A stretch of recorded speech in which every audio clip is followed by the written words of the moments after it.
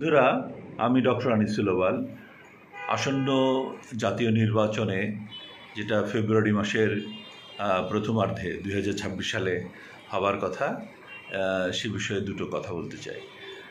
বিএনপির সর্বোচ্চ পদ থেকে আমাদের অ্যাক্টিং চেয়ারম্যান জনাব তারেক রহমান সাহেব যে নির্দেশগুলো প্রদান করেন, তার খুব কম নির্দেশই কিন্তু ফিল্ডে বাস্তবায়ন হয়।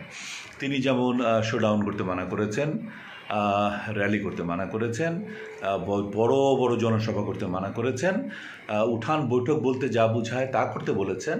ঠিক তার বিপরীতে আমরা যা যা করণীয় যতখানি সম্ভব আমরা শোডাউন করছি। অর্থাৎ আমরা কিন্তু বিএনপির আদর্শ এবং নীতি থেকে দূরে সরে যাচ্ছি। যদি এইভাবে চলতে থাকে প্রত্যেকটা কনস্টিটিউয়েন্সিতে, বুঝতে হবে সেখানে কিন্তু অন্যান্য অনেক প্রার্থী রয়েছে।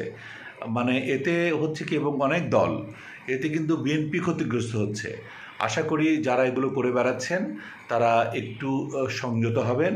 আর বিএনপির বিশেষ করে স্ট্যান্ডিং কমিটি এবং আমি জনাব তারেক রহমান সাহেবের দৃষ্টি আকর্ষণ করছি, আপনারা লক্ষ্য করুন যেভাবে নির্বাচনী প্রচারণা চলছে, এটা দেশকে অবশ্যই আমাদের বিএনপির জন্য একটা বিপদের কারণ হয়ে যাচ্ছে।